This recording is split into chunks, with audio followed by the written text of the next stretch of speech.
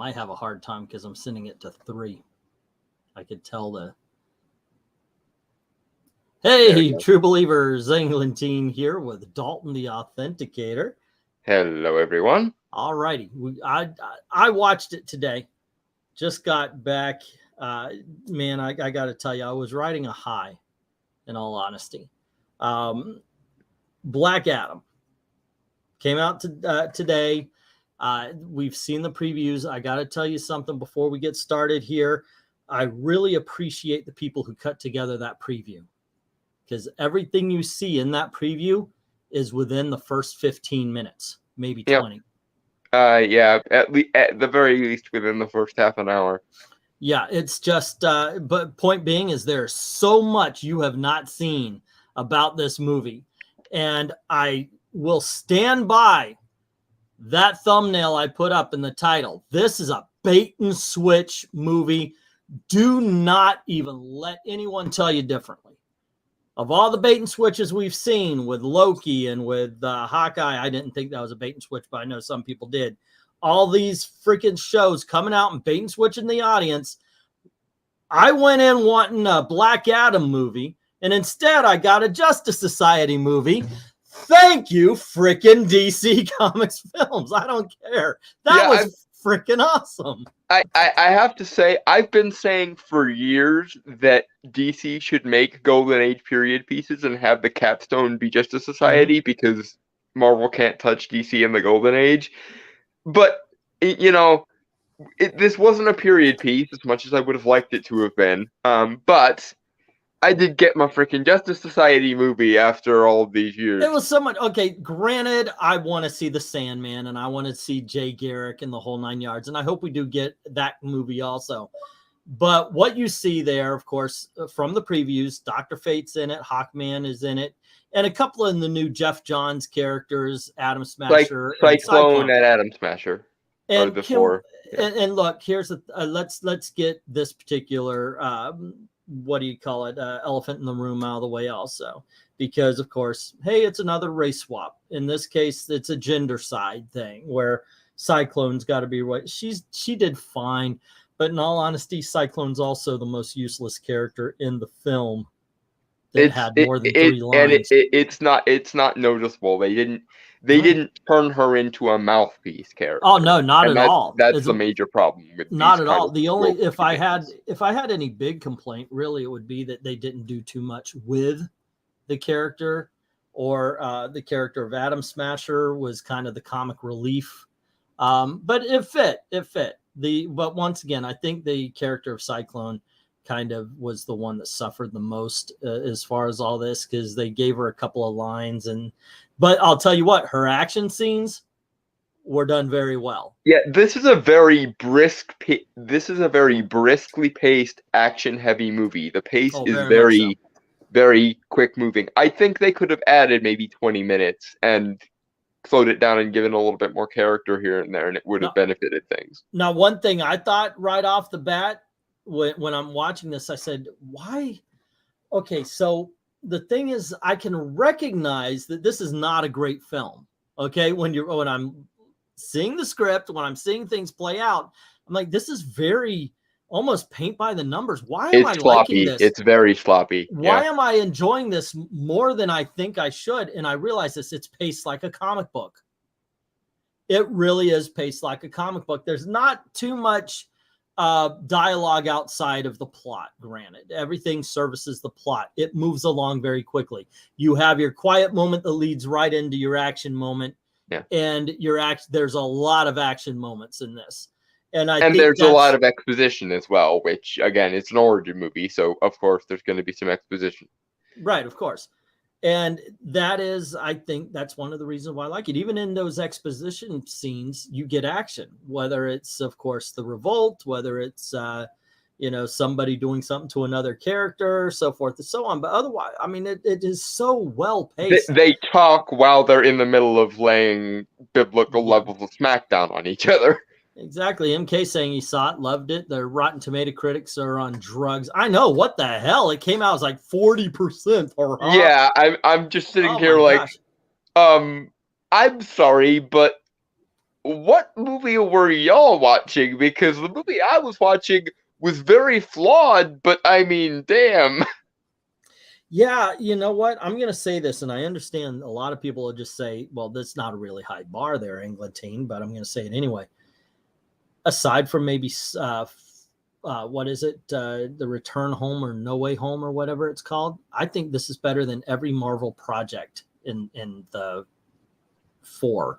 I'll throw Werewolf by Night and Multiverse of Madness in. Well, I wouldn't do this, that one, but I'll agree with you by where I think this was better than Werewolf by Night, in all honesty. But I think Werewolf by Night was very good. It's just I really do got to tell you, wow, I enjoyed the hell out of this. But it's I got to say, if this is the direction that DC Comics is going to take, thank you. Okay, I don't mind a comic book movie. I just don't. Yo, so a serious question. Who trusts Rotten Tomato critics? I don't, in all honesty. Nope. Even before the Captain Marvel stuff, I would look at the audience score, but I don't trust the critics. I have a tendency of averaging the scores together. Like I'll take the critic score and the audience score and I'll average them together, and that usually gives me a better measure of what the quality actually is, quote unquote. But in this case, what I think it is the critics are, and this is my problem with art criticism or film criticism in general these days, they're so obsessed with the meta logic and the meta themes that they could not begin to understand that the value of the thing is in universe logic. It's in like you care about the characters for the character's sake, not for the sake of what they do for grandiose themes or socio-political gobbledygook or insert, utilitarian agenda here. And to be fair, I think this is, to say nothing else, it's one of the best uses of actual political subtext I've seen in a movie in a while, especially a blockbuster type movie, because they easily could have turned this into the Kandakians are oppressed, but they didn't. They made a interesting philosophical / political point using Kandak, and they didn't turn it into and now let's lecture you about social justice for 20 minutes. They turned it into that's an interesting point I'm going to have to think about for a minute here. Which is how you're supposed to do philosophy or politics in these type of movies. I will say this, and I know this might get me in trouble here, but I actually like the way they handled Black Adam's journey to anti-heroism than they did in the comics. Black Adam's never had his redemption, kids. He's committed genocide. He's done some horrible things. He is not a good person, folks. He's not. He's a villain. He's a flat out villain. This is what happens when you give a vengeful slave and he's powers to do whatever he wants. He's never really had his redemption arc, and yet now we have like Superman inviting him to the Justice League. And it's because, oh, well, he's not really bad because he's protecting conduct. No, he's really bad. He's a freaking villain. He is a villain, period. There are more deaths in this movie of random civilian characters than there is in a slasher movie. As in, you could compare Halloween Ends to this movie. There are more violent deaths in this movie than there were in Halloween Ends. Yeah, but in the movie, they do give him an arc. So when he is this villain / hero to the people of conduct, it makes sense. The rest of the world, they see what he can be, and you do get that. The whole reason the Justice Society is in this is because it was a request from Amanda Waller, because she knew who he was, knew all about him. He was awoken, and she said, "Yeah, this one's really harsh. We need some big." Amanda is doing what Amanda always does and pulling the strings behind the scenes, like Amanda Waller is supposed to do. Vis-a-vis the Cadmus story arc in Justice League Unlimited, if anyone remembers that from when they were kids, like I do. And so she sends the JSA after him. Of course, we've seen this in previews. We're still on the non-spoiler part. I don't want to spoil anything yet, but in just a touch, we're going to. But it was kind of cool to have them out for that reason. Of course, Hawkman's the hot temper guy. You see it in the previews. And I think at first I thought, guy, come on, you're being a little bit too Amanda Waller. And but after a while, I really enjoyed the use of Hawkman. I'm kind of trying to pick my words so I don't say too much. I liked him. I liked seeing his powers. Just shot. I mean, it's not just the wings, kids. That's basically it. And also, I don't know when it was that they started giving Hawkman near Superman level strength, but okay, I'm good. My only issue was I was expecting him to pull out the mace because he did have the mace. No, but what I mean is, as everyone knows, one of the abilities, especially lately, that Nth Metal has is the ability to disrupt magic. Like, they made a specific point of referencing this with Shigeru in Justice League Unlimited, if anyone remembers. But, okay, we're going to get to spoilers in just a little bit, so I have a comment on that one. Yeah, I was expecting them to use that as kind of an equalizer for Hawkman, but they didn't end up focusing on that, which quibbles. But we spoke a little bit about Cyclone. I want to talk about a little bit on Atom Smasher. Of course, Cyclone and Atom Smasher really are the side character superheroes. You got a couple of side characters as far as just human, regular human, and then you've got the side characters. The Atom Smasher, they used him as the comic relief. He is useful in at least one situation, but he is the comic relief, and he was okay.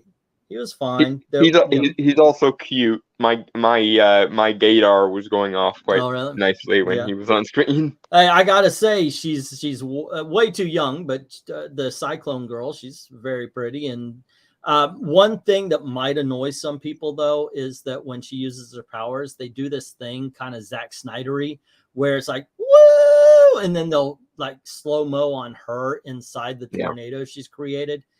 I didn't mind it. I didn't mind it. Motion. But I've got to tell you, The Rock did great as Black Adam. He wasn't The Rock. You may be hearing that. I'm sorry, but no, he was Black Adam. But the one that stood out, Pierce Brosnan as Dr. Fate. Can we get that movie, please? I loved him as this character. It doesn't take much for me to say Dr. Fate movie when, but yeah, Dr. Fate movie when? Question mark. Right?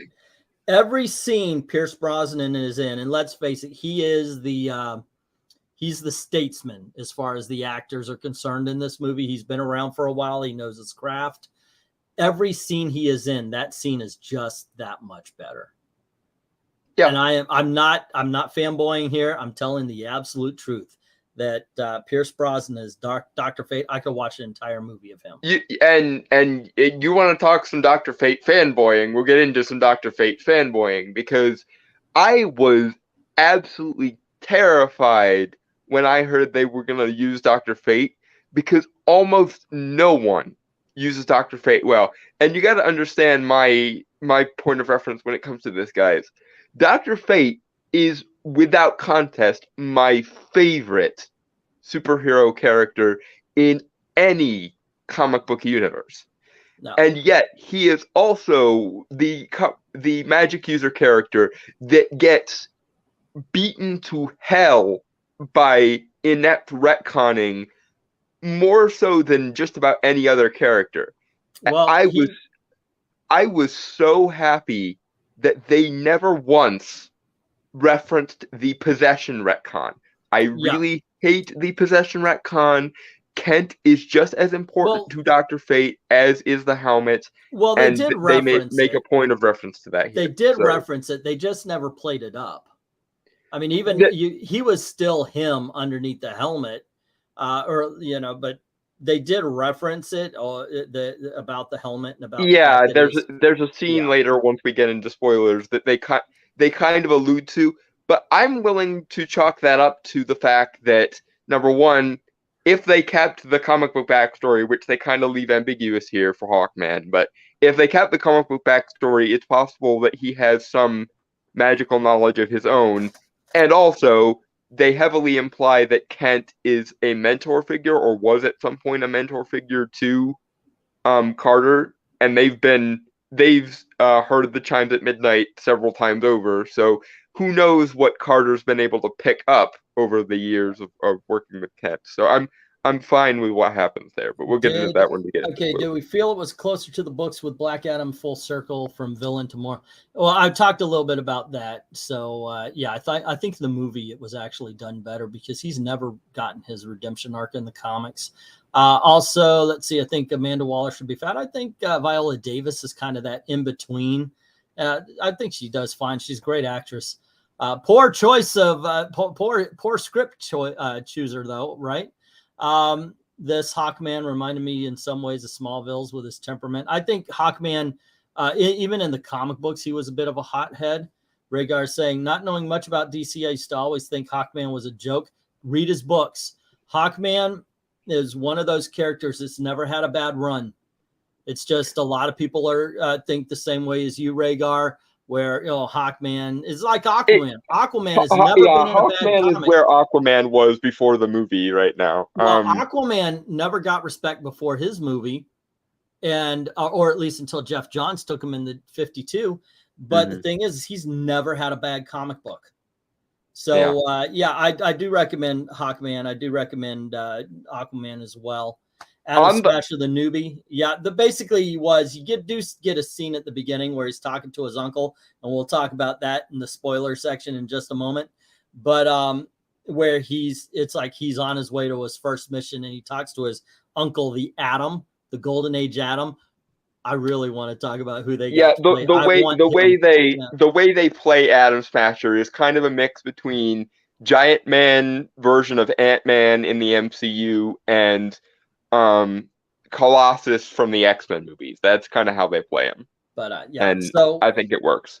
But in regards to the Smallville point, I think this movie took a lot of inspiration in how it portrayed the Justice Society from the Smallville two-parter. And I'm not upset about it at all. Alrighty. Look, you already got it mainly by the first 5 or 6 seconds of this video. I love this film. I really do. I don't know where I would put it in my list of best of DC's live action and all that. I just had a blast with it. Look, this is a flawed movie. Make no mistake about that. But the thing is the flaws are in the parts that are between the cool shit, and there's a lot of cool shit. There's more to have fun with here than there is to lament, in all honesty. Yeah, I think it's extremely flawed, and thus I put it between Shazam and Wonder Woman in my ranking list.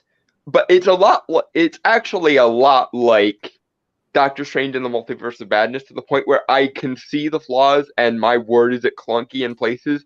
And the main problem here, I think, is the script writing and the pacing to some degree. Yeah, but you put it at number 6. Now, guys, listen to his top 5: Joker, Suicide Squad 2, The Batman, Aquaman, and Wonder Woman. Those are freaking awesome films. So yeah, it's one of those things. Like I dig your placement. The movies there, it seems not so much to its weakness, but to the strengths of others. Yeah, if you're ranking like the top 10 greatest films of all time, you might have a number 10 that would beat obviously that beat everything else except for this that ever existed. Yeah, but yeah, as far as the DC movies go, it's better than the Snyder Cut. It's better than Dawn of Justice. It's better than Wonder Woman 1984. It's better than all of the inarguably bad ones. Obviously, it's just not quite. It doesn't have quite the same heart as Wonder Woman, and that's what ultimately demoted it for me. But I think in terms of being able to go balls to the wall DC lore and just the sheer fun factor, it's better than Shazam, and that's why I stuck it between Wonder Woman and Shazam on my top 10 list. Ed's asking us, would we see it again, or are we willing to wait for a streaming platform? I don't know if he sailed the 7 seas. I did not. I would see this on the big screen again. I did in fact sail the 7 seas, yo-ho. But because I wanted to see it a couple days early, and they never are very good at filtering out cameras at those fan events that they have. So I was able to see it a couple days early. Yeah, but you see it, it's a cam film and it's about that big, you know. Yeah, but I mean, if you're used to frequently yo-hoing, now it's it's not as bad. I would see it in the theater if I get the chance to. The theater I go to, I know I don't get the IMAX and all this, but I've got a mom and pops, right? And it's got an old theater. They used to do Rocky Horror. They used to do concerts and so forth. So I always get either the first row or the second row. So I don't have anything bothering me. There's nobody's cell phones, nothing like that in front of me. It's just me and the screen, because I still have the length of the stage before the screen, and it's beautiful. I want that shit in my face. You know, I just don't want any injected into my veins. Yeah, and that's why I like going there even over some of the more high tech stuff, because I want that relationship with the screen. I do not want the relationship with that guy over there playing Pokemon He wants Go, to get up close and personal with the boy. Yeah, I don't want to see in my peripheral.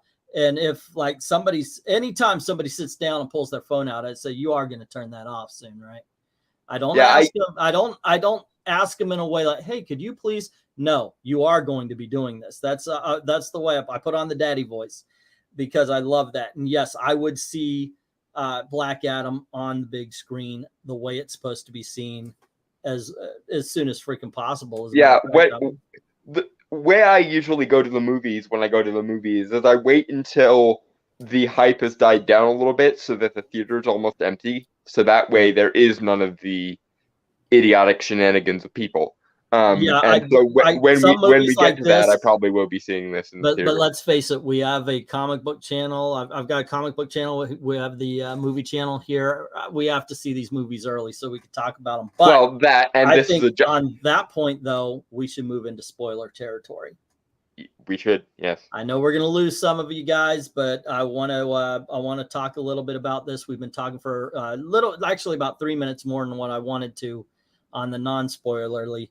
If you guys have seen our reviews of things before, you know the first 20 minutes or so are usually the non-spoiler review, and then the preceding about 40 minutes are... Well, I'm hoping it's not that long. I don't know I don't think we're going to summarize the movie this time around, but I do want to speak about some things freely. I always sit in the wheelchair spot in the middle, nobody ever there near me. The place right behind where the wheelchairs park, it's usually like a railing so you can put your feet up. That's perfect in AMC's. There's enough room in front and back of me, plus if I have to pee, yeah, I can see why you would do that. Okay, so how are we going to do this one? So obviously you've seen the preview. They show, I was a slave before I was this takes very much off the Jeff Johns. I don't know if you've seen the Jeff Johns Shazam Yeah, story. the New 52 stuff. Yeah, it was in the back of the Justice League. It takes very much from that. If you have read that, then there's no big twist at the end. If you haven't, there is. And of course, they go through the whole slavery thing, and they say that he got the powers of the Wizards Council, and he goes in. Yes, it ties into Shazam. Yeah, and they basically frees all of his people, and he becomes the hero of Kahndaq. And this is something, when Shazam shows up in modern day, there's actually a statue of him, which he looks kind of forlornly at it. He's just and you'd think, okay, so what's up with that? And I got to tell you, I kind of dug this scene. I like all the scenes from the past, but it really does pick up when it comes to modern day. Mm-hmm.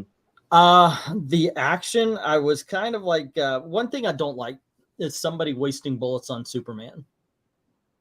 You know, it's like, okay, let me put in a new clip. Why? Yeah, it's like, guys, why put in the next clip? You've seen that he's invulnerable to firearms. Enough with the bullets already. It bounces off of them like rain. You don't. This is not helping. So it was something, and I said this when I saw the preview too. When he grabs onto the first guy, and everybody watches him, and you've seen it in one of the first clips they ever shown. He electrocutes this guy. You don't see what actually happens. Reduces him to ash in his hand with lightning. It reduces him to ash very wetly.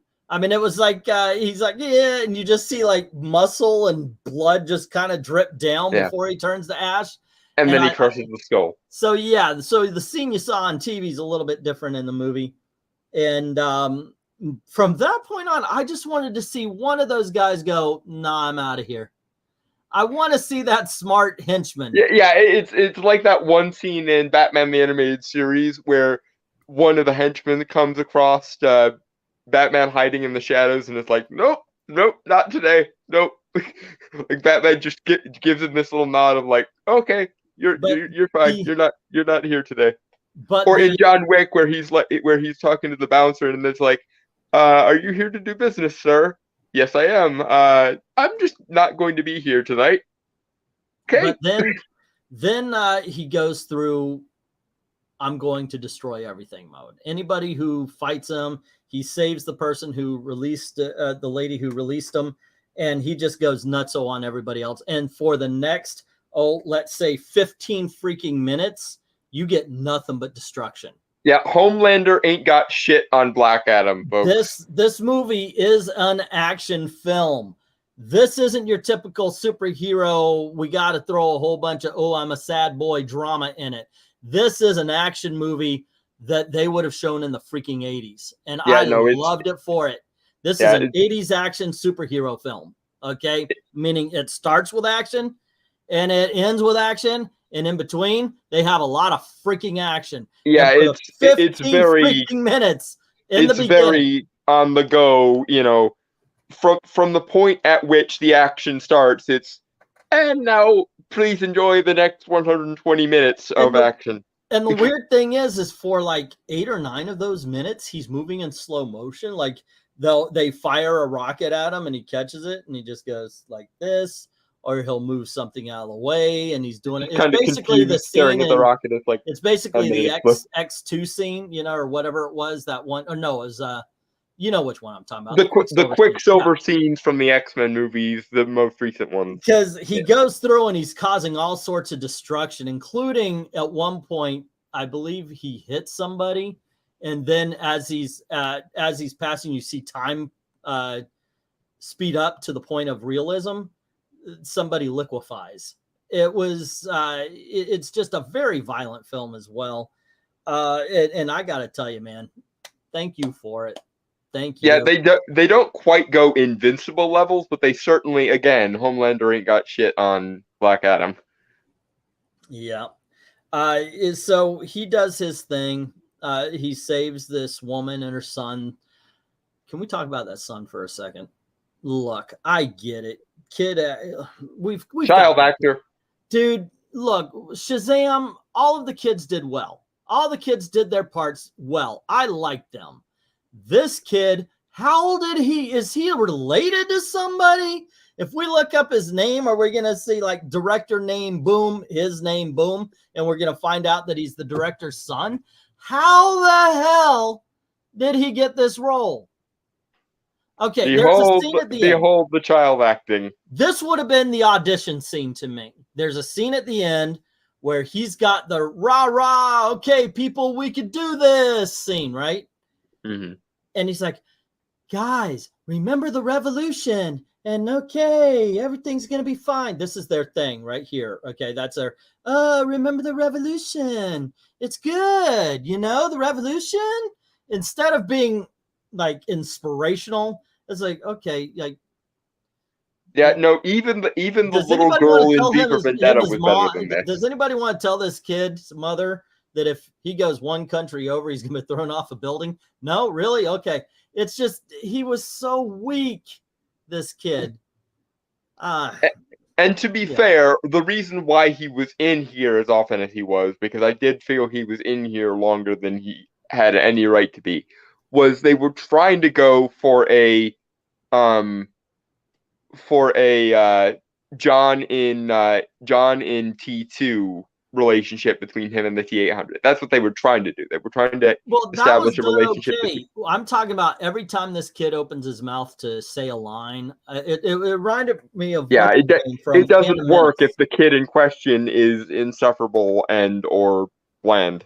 In And he was Phantom both. Menace, they had, if you ever got the DVD with all the extras and everything, they had auditions, like other people who auditioned for the roles. And when you see the one for Anakin, you wonder, why did what's his Jake name? Lloyd. Jake Lloyd get the he was horrible.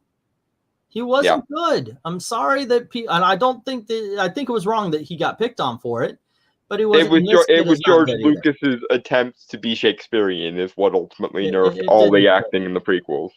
It didn't fit. Well, okay, so there's something. There is an element that comes from. It's a magical element, and it was what the slaves were looking for the king to create the crown of Sabak. Sabak. Okay, so in this battle, at the end, Black Adam, you've seen it in the previews. He catches a rocket. The guy goes, "Yeah, I can't believe he caught a rocket," and it explodes. This hurts Adam, so we know that there's an element out there that can hurt Black Adam. And the lady and this guy who are in the van take him back to their place. He wakes up and the kid's there, and he's trying to tell him about superheroes, and this is Kahndaq. And Black Adam looks out the window and he's like, "This is not my home." He said, "This is Kahndaq. It's your home." He says, "My home is gone." And so he turns around and he walks through the wall. I love that bit because he didn't even notice the couch he was pushing with his legs, but he just like just walks through the wall. Like, and oh, by the way, I'm indestructible. Why do I care? is the vibe. Yeah, and he decides, okay, he's gonna fly. He's gonna leave, but the lady's trying to get to him about, hey, you should be the protector, yada yada. And so he goes on about his business, and that's when Intergang, who is occupying Kahndaq, starts to attack. And while they're doing that, the JSA comes down. Wait, no, the JSA comes down and they do their little thing, and then Kahndaq, the Intergang attack. The fight between Black Adam and the JSA, I am so happy that they didn't one punch the JSA to show that Black Adam was powerful. Mm-hmm. Hawkman gets in some good hits. Dr. Fate gets in some good magic. And even Cyclone does her thing.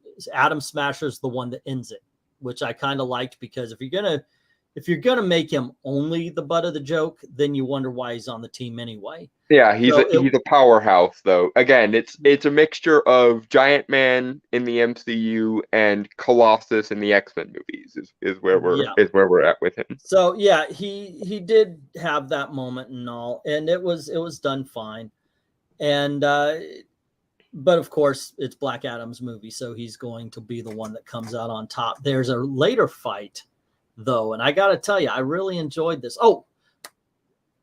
Yeah, we'll talk about this. Let me say one more thing about Atom Smasher, because this is something I thought was so freaking cool. So before, and I know it's just a cameo, and it means nothing. They're never going to make a movie with him because he's damn near 80, I guess. But the guy who played Al Pratt would be almost the same height as Al Pratt in the books, because they got Henry Winkler to play the Golden Age Atom. And I was like, oh, I want that. Can we go back to the 70s and make that movie? Can we have a Justice Society period piece, please? Yes. Can we go back to the 1970s and just have Henry Winkler star as the original Atom? And Pierce Brosnan's Kent Nelson is old enough that you could dial it back and have a Kent Nelson in his prime That be was Dr. so Fate as cool. well as this. He's like, yeah, hi, Uncle Al. And it was Henry Winkler. And I'm like, oh, man, what a lost opportunity it would have been to have him. Because, Henry Winkler played the coolest man in the world for like 8 years. And he's like maybe 4 foot nothing. He's a really tiny guy, but goddamn. It was freaking awesome to see him there. Thank you very much. It's canon. Henry Winkler is the Atom, the Golden Age Atom. I just dug that. I know it's just the only thing we were missing is where our Golden Age Green Lantern and Golden Age we'll Sandman. get to him. I'm still fanboying on the look. I was a child in the 70s. There was nobody cooler than Arthur Fonzarelli. Okay, so yeah, the Fonz. I love seeing Henry Winkler wherever he wants to show up. Seriously, Behold the Fonz, let us exactly. aid. Yeah. It was something. I remember Scream was like, "Hey, oh yeah, they did that to him." Oh. But yeah, I'm a big fan of his, and you know what? He does, in fact, in this film, get on his skis and jump shark. Thank you very much. I wasn't gonna reveal that spoiler, Rhaegar, but yes, that's exactly what happened. But no, it was really kind of cool. I like that little cameo that they had. One other thing they did very cool, in my opinion, is there's a fight, and yes, I'm skipping over stuff. I'm not gonna be like point by point. But when they do finish their battle with Intergang, they're back in the apartment of the mother and the kid. And Hawkman is pissed because Black Adam keeps killing people. So Hawkman decides, okay, I'm going to fight. 2 things cool that happens about this. Now, one, I got to explain. The kid loves superheroes. His entire room, Aquaman, Flash, Superman, all sorts of stuff all over the place, action figures, the whole 9 yards. All the superheroes. He is geeking out all the ways. So Hawkman and Black Adam are basically dick measuring, and then finally they start fighting. Kent Nelson, Dr. Fate, just literally opens a tin of Altoids, pops one in his mouth, and just sits there with his helmet and watches the whole thing. And if there was a part where the fight looked like it was going to roll over him, he just apparated and just moved to another part of the room. There's this vibe of him is like, oh, children. Yeah, it's like this one isn't even worth my time. And they're beating this shit. All I thought of was, you guys are destroying this lady's apartment. So they actually fight their way into the kids' room, and you see all the damage, like Hawkman's wings cut a Flash poster. But the coolest was they spin around and Black Adam goes to punch the Hawkman, and he punches through a Superman poster. So he does the Doomsday thing with his fist through it. And I was like, okay, good callback, guys. Good callback. All right. The fights are done very well. It just, God dang it, I like this. I'm talking myself into it. I want to go tomorrow. I want to see it again. Let's go see it again, guys. Yeah.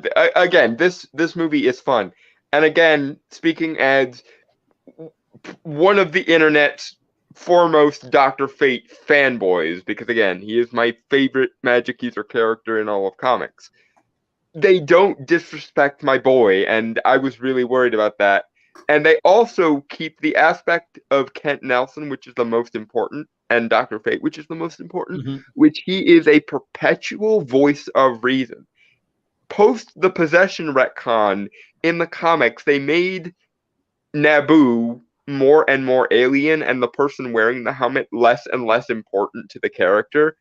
And it always has pissed me off, because the point of Dr. Fate is supposed to be, yes, he's a cosmic being. Yes, he has ungodly powers. Yes, he's various other things. But first and foremost, he is an agent of order and balance. And therefore, his job is to be the wise old wizard in any given situation. He's the Gandalf. He's the, the voice of... He even, in probably my favorite scene in Justice League Unlimited, pulls rank wisdom-wise with the Martian frickin' Manhunter in an episode called The Return. And by the way, that is the best use of Dr. Fate in any media ever. This doesn't quite come close to that, and I still, in my heart of hearts, prefer the way they use Dr. Fate in Smallville. But this is certainly a lot more respectful and a lot less retconned than I was expecting, and I needed it. I really needed it. You know what? I think we've got the point across here. But one thing I do want to say is that one of the things that does make this film better than a lot of superhero, a lot of even the DC films, is that they never really tell you the world is going to be destroyed. It's Kahndaq. It's this one small place. More importantly, the person that's in peril a lot is the son of this mother you've been following around. And so the stakes are always more personal than a lot of what we get from the Marvel movies.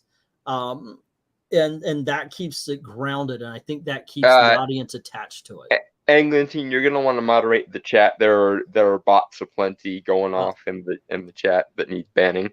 Oh, if are there any wrenches? Do we have any of the blue wrenches out there who can? No. I think Maranya got one of them. I'm not sure about the other one.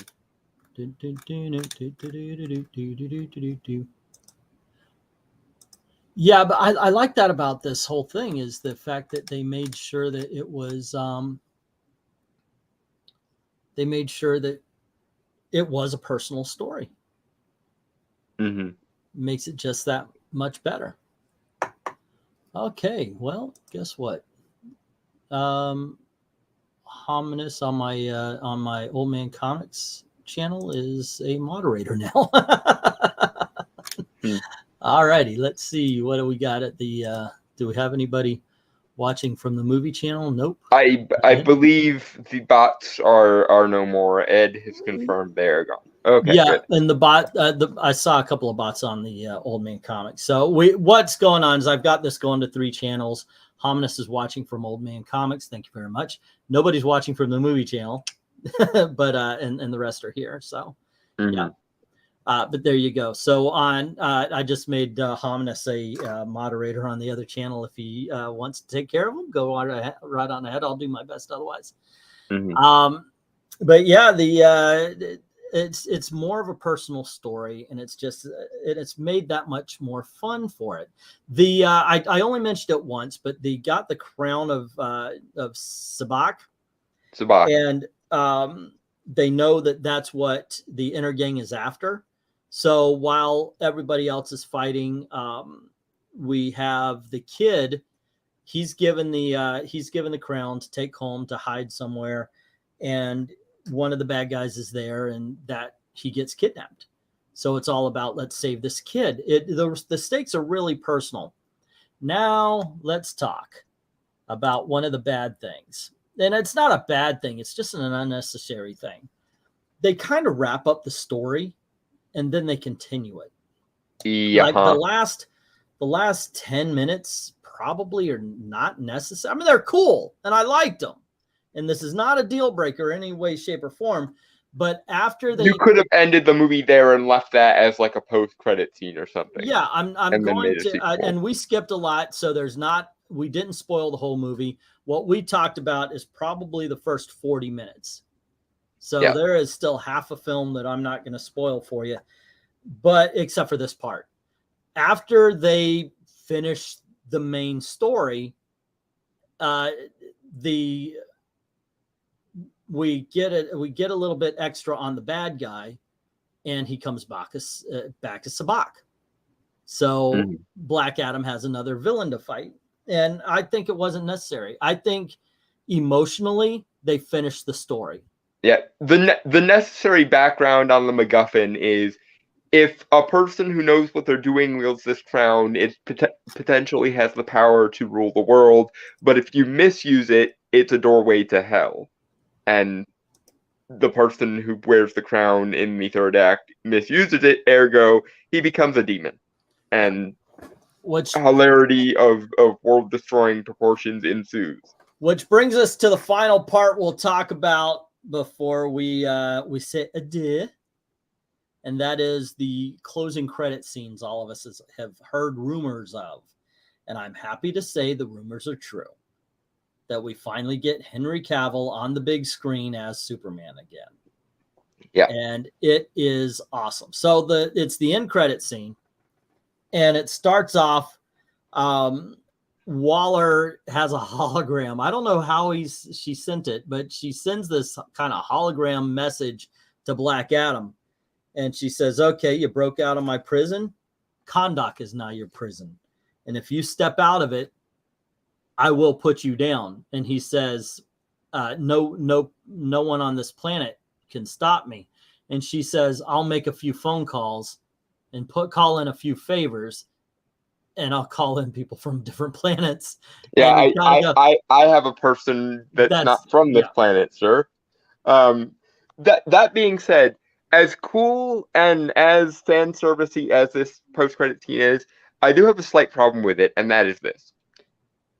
I know The Rock wants to fight Superman. I know. And I know the fans want Henry Cavill. I know. But the problem I have with it is the prize fight, the Dragon Ball Z-esque prize fight that this should be, is between Black Adam and the Shazam family, not Superman. I agree. Okay, so to continue, this hologram goes up. There's a big old bunch of smoke kind of clouding, and you see a caped figure just kind of float down to the ground, and you hear him, and he says,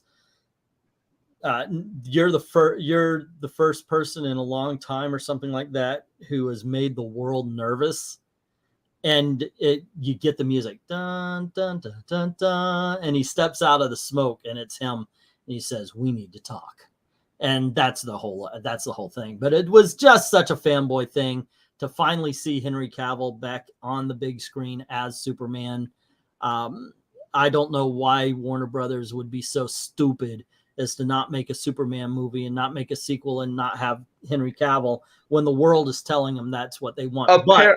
Apparently, Henry Cavill is difficult to deal with on set is the issue there. I did not know that. Actually, the only thing I've ever heard was the opposite. That's kind of something. MK saying, did you notice that the Intergang bikers were like cooler versions of Stormtrooper bikes? And that one dude, that element I was telling you about, they power their weapons with it. So when Black Adam is trying to stop one, they kind of zip past them and at one point through them.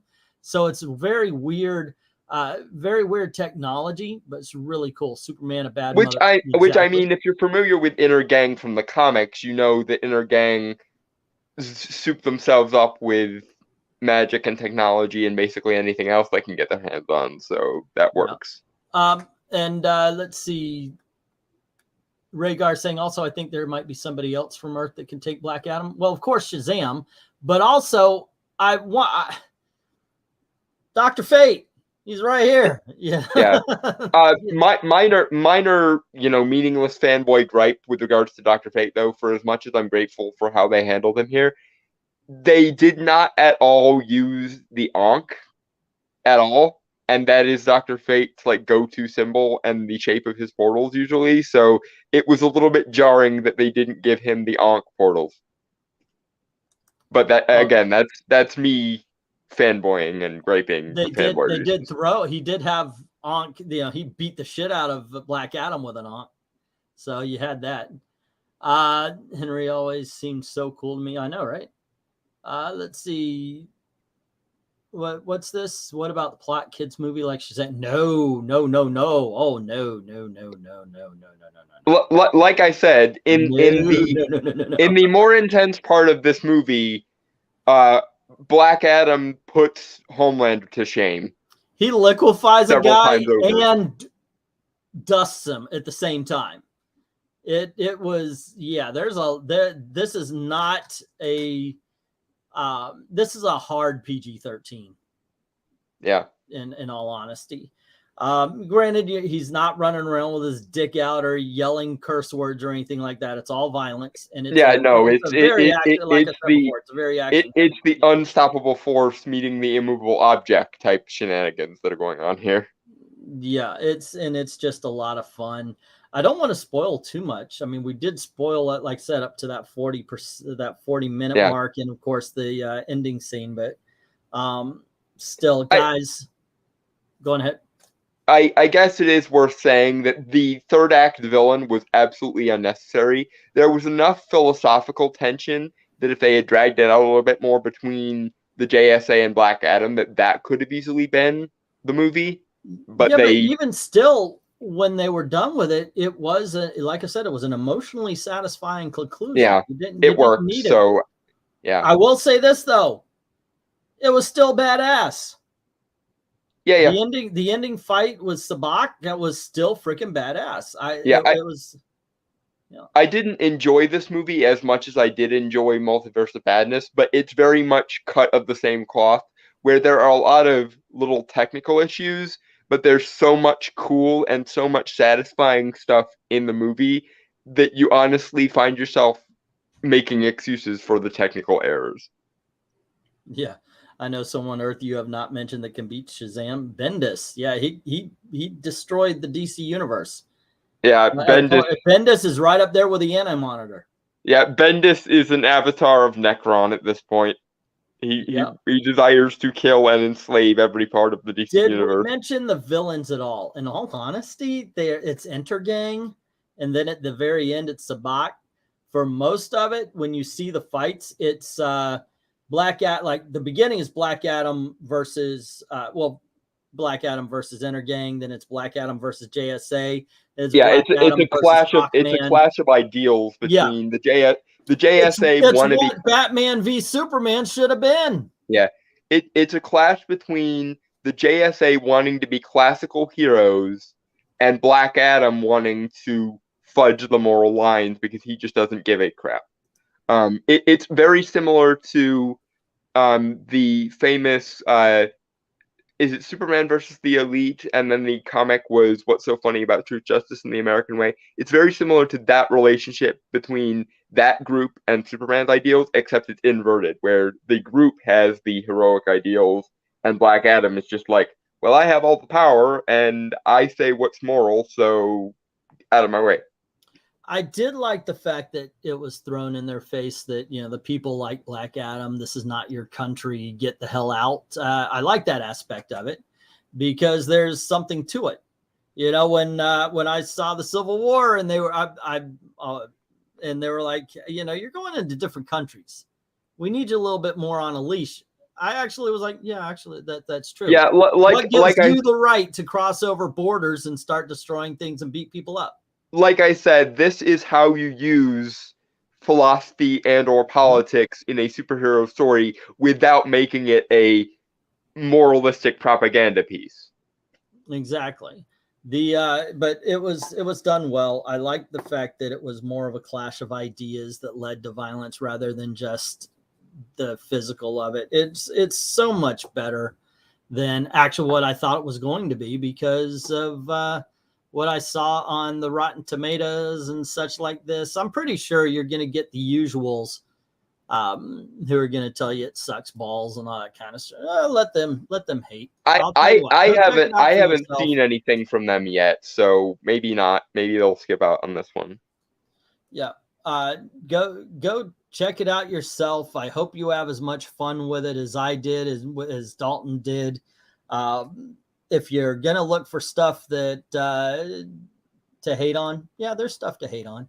I'll say, like I said, it's a clunky movie, but it's a lot like Multiverse of Madness. If you can vibe on better than no, it's so much better than Multiverse of Madness.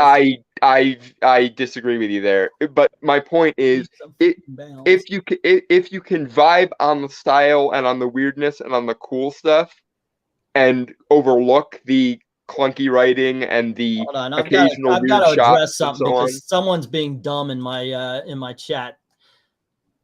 She actually said call in favors. She actually used the word, could you do a favor? Nobody works for fucking nobody. All right.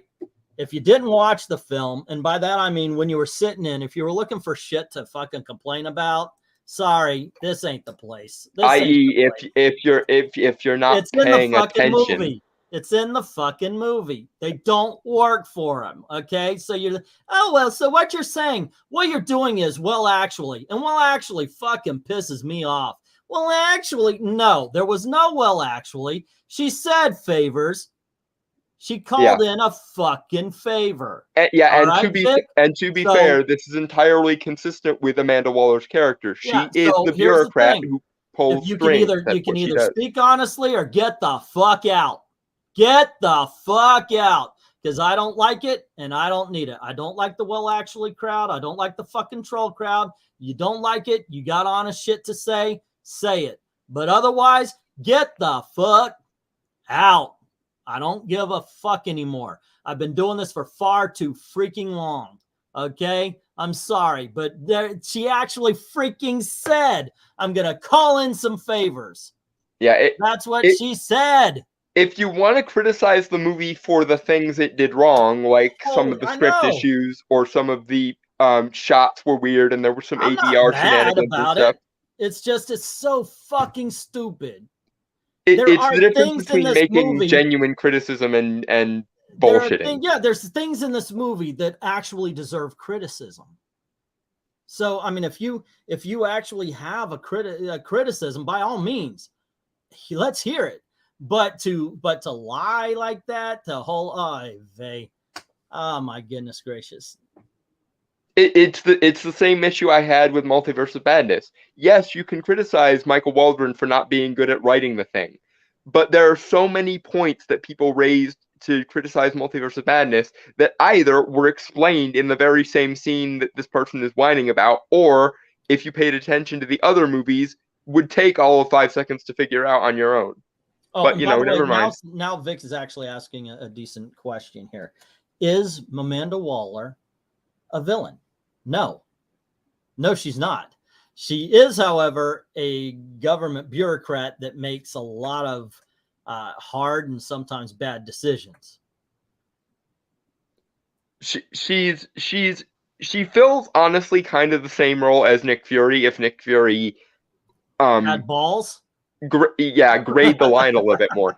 And honestly, with regards to what somebody said earlier about you wish that Amanda Waller was fat, what I would do with Amanda Waller by way of Viola Davis is I wish they kind of did with her what they do with Kingpin and have her have that extra weight but have it be muscle. Because Amanda Waller is the kind of person who will fuck you up if you don't do as you're told. Now, here's the thing. I always considered her a villain, says Rhaegar. That's how she strikes me, by her moral actions. But once again, she's got to make a lot of bad decisions. And she's got not bad decisions, but hard decisions. I've never seen Waller as a straight up villain before. No. But I can see her as somebody who abuses her power a bit. Well, what it is, and they explain this very well in the Justice League Unlimited cartoon, is she had her people run some simulations to figure out what would happen if superheroes ever went rogue, and then she crapped herself when she realized just how up the creek without a paddle they were, and then she takes steps to equalize normal humanity in relation to these, demigod level superheroes and gods among men. I have to admit, maybe you'll see me as the villain of this particular story as well, because when the Civil War first came on, I didn't go, oh, which side are you on, Captain America or Iron Man? I was like, wait a second, I'm not either of those two guys. So who I'm the guy that's driving to work and all of a sudden some freaking superhero throws something onto my car, it's crushed. Do I survive that? Do I not survive that? Does my family survive that? So what do I want? I want people trained. I don't think it's a smart thing for somebody to have an origin and this burst out shooting fire rays all over the city. So I was like, yeah, I'm actually on the side of making sure that these people are trained. That if you're a cop. Well, but That's be the a cop. problem. That's the problem with storylines like Civil War. They always play it in the stupidest, most pro-government, anti-government way possible, instead of Yeah, it was. actually having the discussion of, I given thought this world. I thought that the beginning of Civil War was so much better at the end when they made clear hero and villain. So what do you think is next for Henry Cavill Superman? Well, fingers crossed. I mean, like it's been so long since we actually got a Superman movie. I don't know what would be next. Obviously, they're going to give him a movie, but how's it going to go? Is it going to be a Lex Luthor film? Are they actually going to bring back what's his name from BVS? I hope not. Eisenberg. Yeah, it's just that I'll tell you, this is what I think, Vic. As far as what do I think anyway?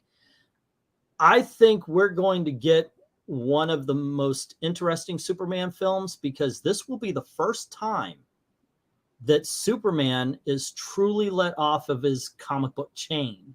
Like Man of Steel, like it or hate it, Zack Snyder decided he was going to do a more grounded Superman. That doesn't even make sense to me. Yeah, the Randian objectivist bullshit is just. I loved the Superman Returns because for the first time we got to see Superman who actually really has his powers. Yeah. God. Hey, look, Christopher Reeve is Superman. He didn't play him. He is Superman.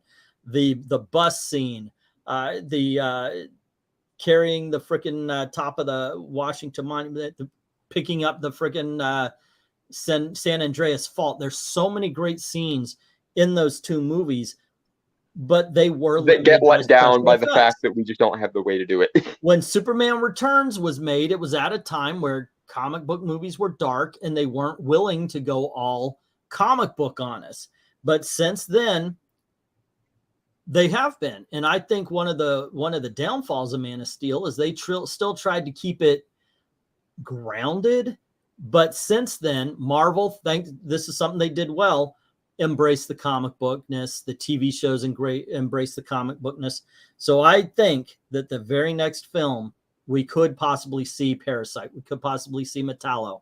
We could possibly see something from the comics. I'd like to see Brainiac finally, please. Oh, I want wouldn't Brainiac. that be nice? Yes.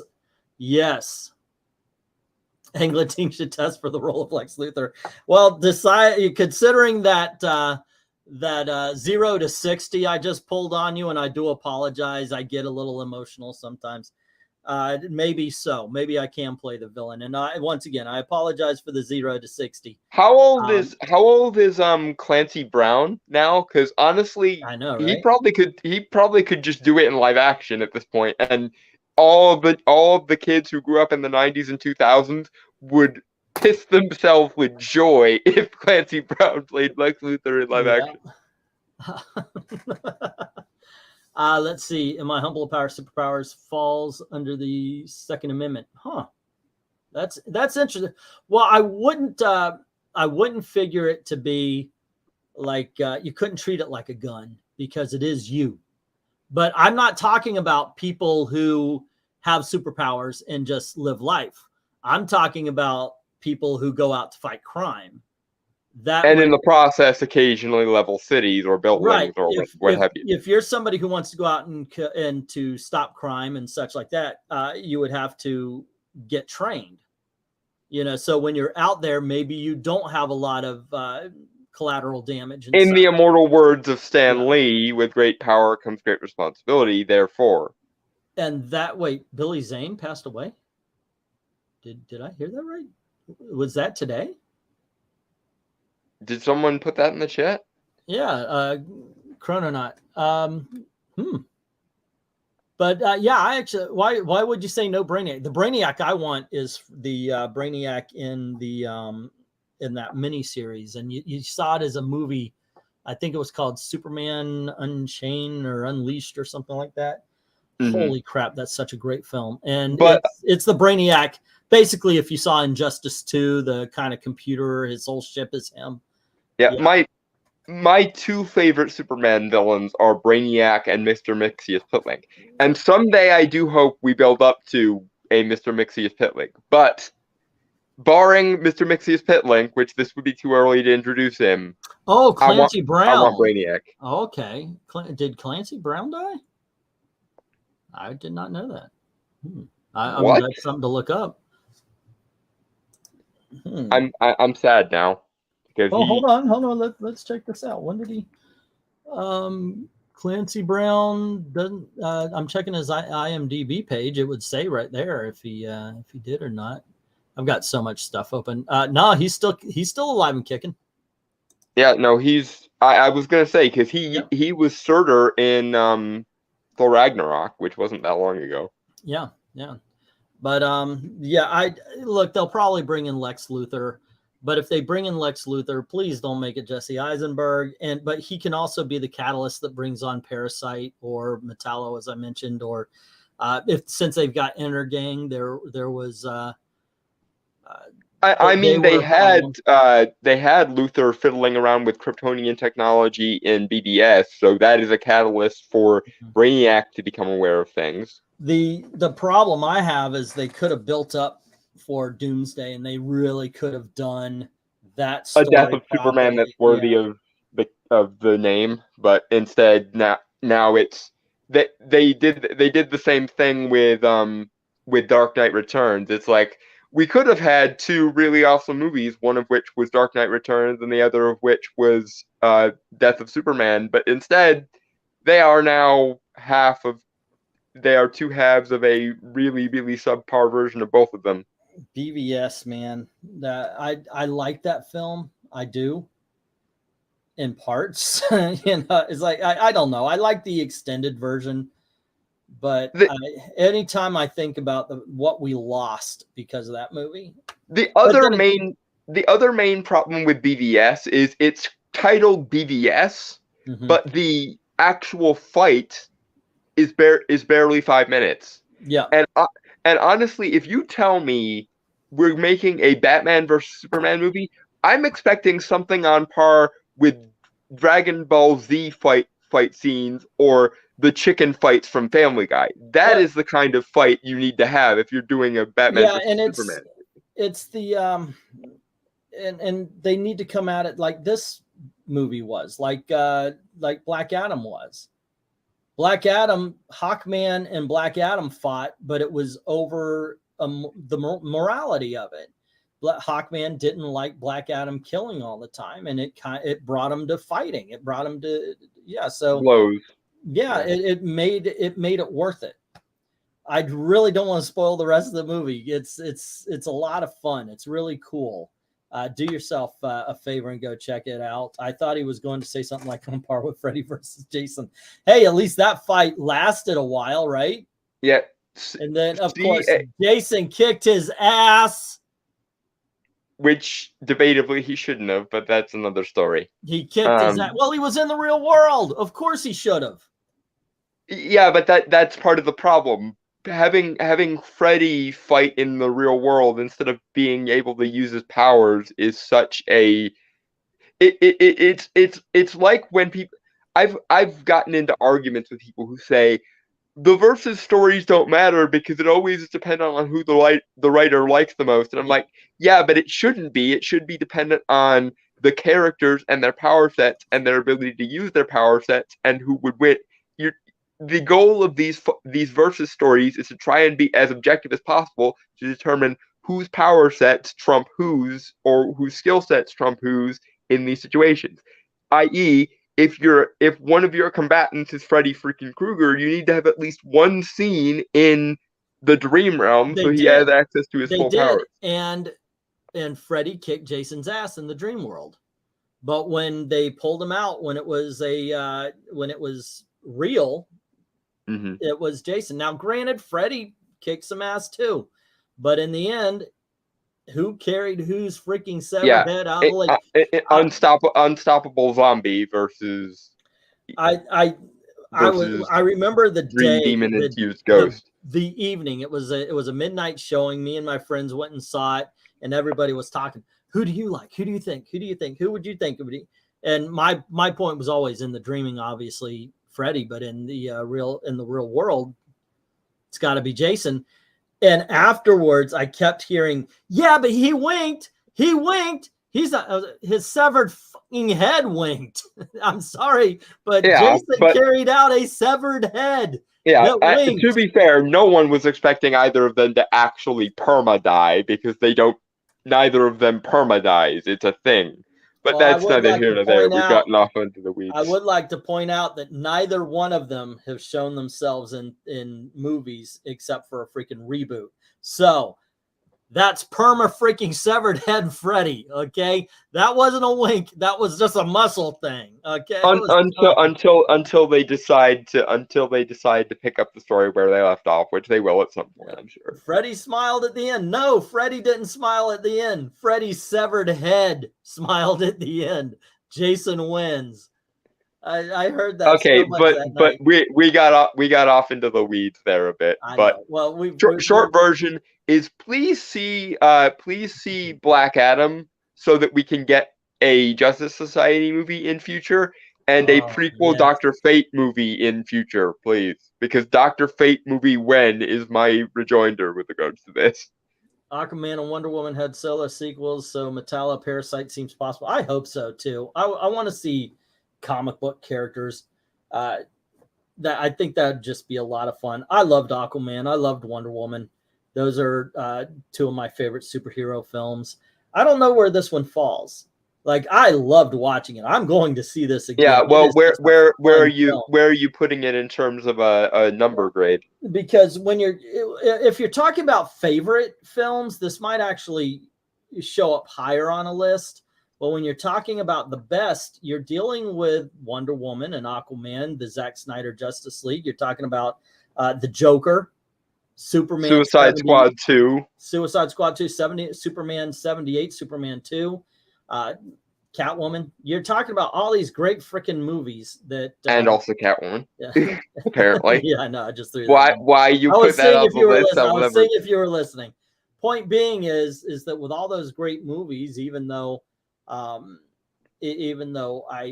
like this film, it's still not going to be, it won't be even be in the top 5, but it's still a good movie because look, you got, like I said, Superman 78, you got the Joker, you got the Batman this year, Suicide Squad 2, Wonder Woman, Aquaman right there. I could probably name, so. Yeah. And where I'm sitting with it is, I again think this is in the same ballpark as Multiverse of Madness, whereby it's a really cool, really interesting movie that I really fanboyed for, but it's very clunky. There's a lot of execution errors, there's writing errors, and it cripples itself in execution. I will say, however, that I don't enjoy this movie as much as I enjoyed Multiverse of Madness. I think Multiverse of Madness is better than this movie.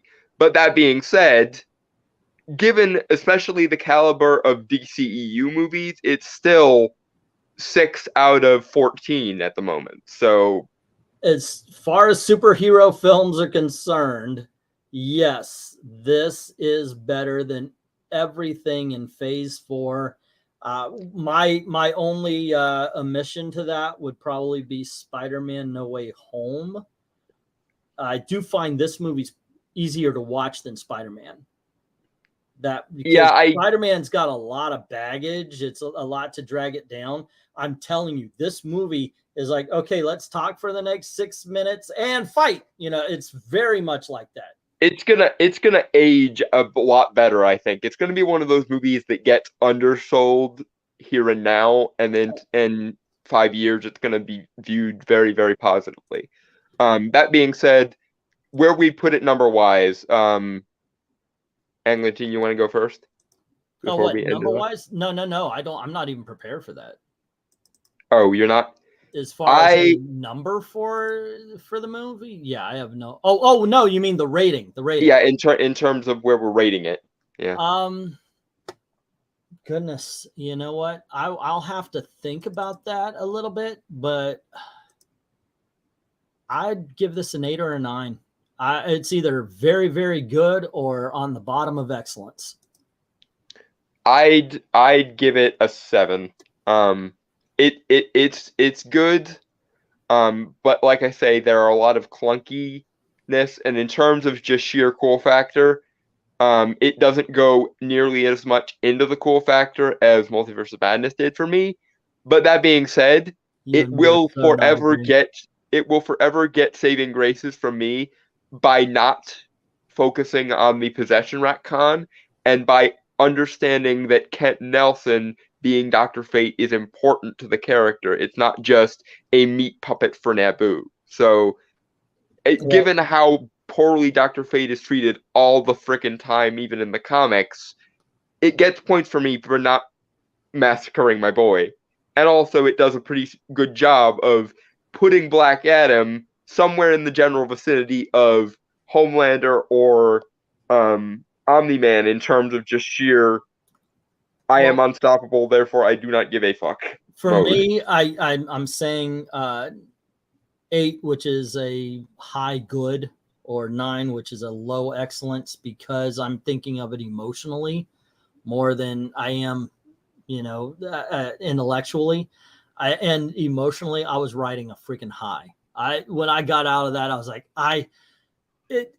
we have seen so many freaking Marvel movies, and I got to tell you, I've been like with Thor, I watched it, I enjoyed it, and that's about as much as I had. Like, I walked out, I was like, yeah, that was enjoyable. But then when I watched it with my wife later, I walked away.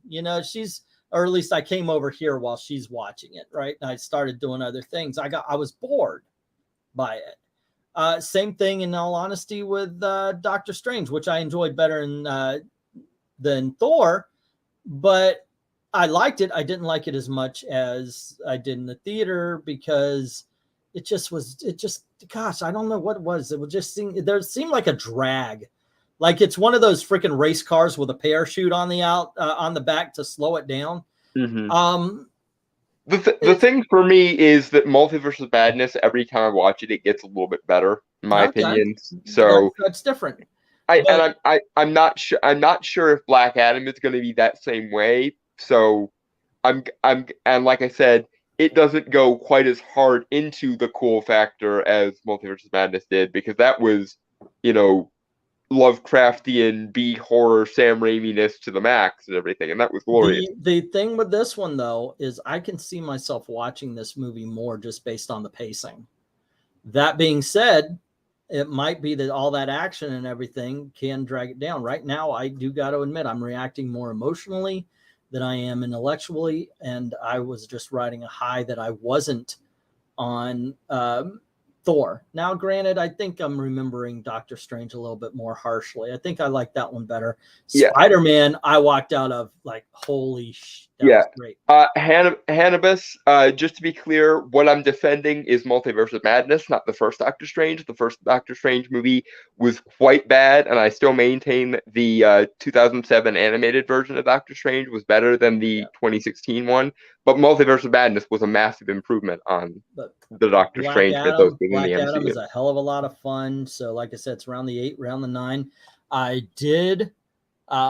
Before we started today, I did actually go about and making, I'm going to be making the tier list finally. And I've got every one of the DC Comics live action movies all set and ready. We'll do it on Sunday.